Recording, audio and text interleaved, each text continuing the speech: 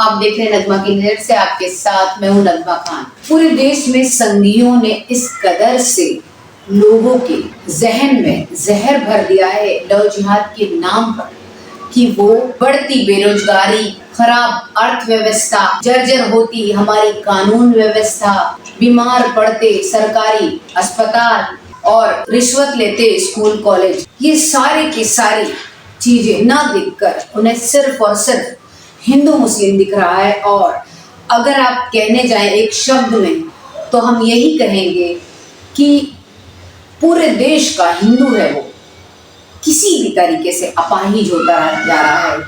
In love जिहाद के चक्करों में इतना बड़ा हादसा नया साल के दिन होता है। दिल्ली में एक लड़की को 12 किलोमीटर तक घसीट के गाड़ी के नीचे ले जाया जाता है और उसकी मौत हो जाती है। और तब तक घसीटा उसे नीचे जाता है, तब तक उसके पूरे शरीर के चिथड़े ना हो जाए, तब तक पूरी तरीके से वो लड़की की बोटी बोटी निकल गई। उसका कंकाल कहीं कहीं पूरे शरीर से दिख रहा था जब वो पुलिस को लाश मिली उसकी।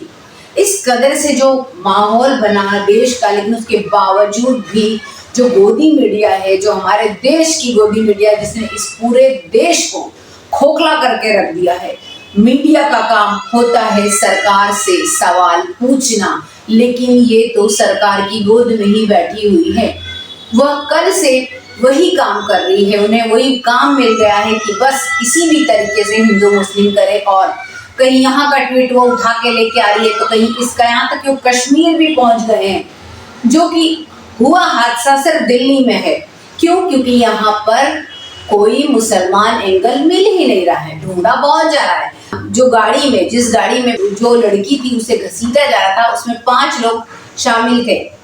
उन 5 लोगों में दीपक खन्ना, अमित खन्ना, कृष्णा, मिथुन और मनोज मित्तल शामिल थे। मनोज मित्तल जो है वो बीजेपी के नेता है।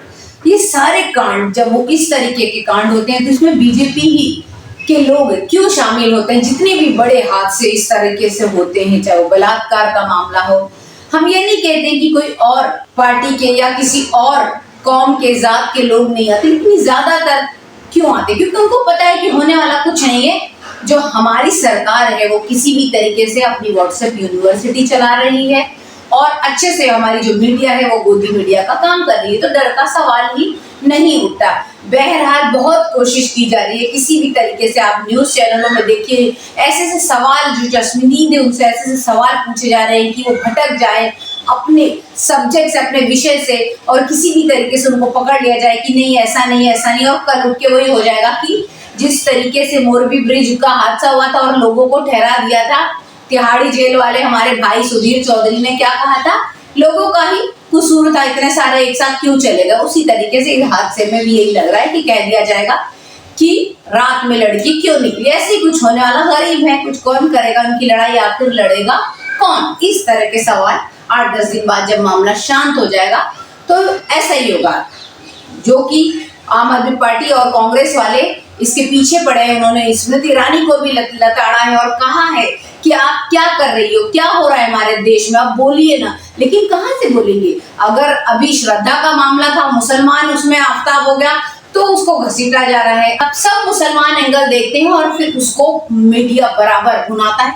और लोग भी ऐसे हो गए, लोग खुद वही सुनना चाहते हैं, इसीलिए तो सारे के सारे लोग ये सब करते हैं। जब आप टीवी बंद कर दोगे, इस तरह की चीजें आप सोशल मीडिया पर, आपके टेलीविजन पर नहीं दिखेगी तो कौन दिखाएगा? लेकिन आप खुद इस तरीके से, आपका दिमाग, जो आरएसएस और बीजेपी, उन्होंने इतना आपको अपाहिज कर दिया है कि आपको और कुछ नहीं दिख रहा है कि देश में क्या क्या बिक रहा है। खरीदा तो कुछ जा ही नहीं रहा है। ईडी और एसीबी और ये सारे जितनी भी हमारे एजेंसीज हैं इस तरह की, तो जो जांच के दायरे में आती है, उन पर कुछ भी नहीं है, वो उन्हें भी खरीद लिया गया है। तो कोई भी हो, जिसका वो चाहती है सरकार, उसी के घर ईडी बैठती है। तो इस तरीके से चाहे इनकम टैक्स हो, कोई भी हो, लेकिन कोई भी चीजों में डर नाम का जो चीज है वो रह ही नहीं गई है। जब डर नहीं रहेगा तो लोग ऐसे ही करेंगे। क्योंकि हमारे यहाँ कानून में तो लोग मर जाते हैं और सालों केस चलते रहते हैं और उसके बाद लड़ने वाले भी मर जाते हैं, लेकिन इंसाफ नहीं मिलता है। लेकिन इतनी ज्यादा चीजें हो गई हैं हमारे देश में इस हिंदू मुसलमान को लेकर के आप देखिए कि किस तरीके से आपका जो हिंदू मुसलमान मुद्दा यानी जो मुसलमान से नफरत वो कहां तक और कितने कितने पढ़े लिखे लोगों के बीच में ये नफरत अपना पूरा का पूरा जो कारोबार इस तरह से जहर अपना फैला रही है। आप देखिए, ये वीडियो देखिए, फिर मैं आपसे बात करती हूँ। मुस्लिम तो मान के चलिए कि उसका इंटरव्यू लीक हो गया पहले, पूरा पेपर उसको पहले से पता है, और वही सब सवाल घुमा फिरा के एक पूछेंगे आतंकवाद के बारे में, और बार बार बीच में क्या बोलेंगे, हम जानते हैं कि हर मुस्लिम आतंकवादी नहीं होता है, लेकिन फिर भी हम आपसे पूछ रहे हैं क्योंकि हमारा शौक है पूछने का। पता नहीं क्यों ऐसी एक इन्फ्रेंस ड्रॉ कर लेते हैं, जो मुस्लिम उम्मीदवार जाते हैं उससे आतंकवाद पूछने लग जाते हैं। अजीब हाल है। आपके जो मुस्लिम फ्रेंड्स इंटरव्यू दिया, आप सबसे पूछ के देख लीजिए, लगभग हर केस में ऐसा होता है। अब इस बार क्या पूछेंगे, इस बार पूछेंगे 3 तलाक, आपका क्या स्टैंड है इस पर, और लड़की हुई तो और विशेष रूप से उससे पूछेंगे आपका क्या स्टैंड है। फिर हलाला पर स्टैंड पूछ लेंगे, फिर 4 विवाह पे स्टैंड पूछेंगे, कॉमन सिविल कोड पूछेंगे, आतंकवाद पूछेंगे, बहुत आगे बढ़ेंगे तो शाहबानो केस पूछ लेंगे, मंदिर मस्जिद विवाद पे स्टैंड पूछेंगे।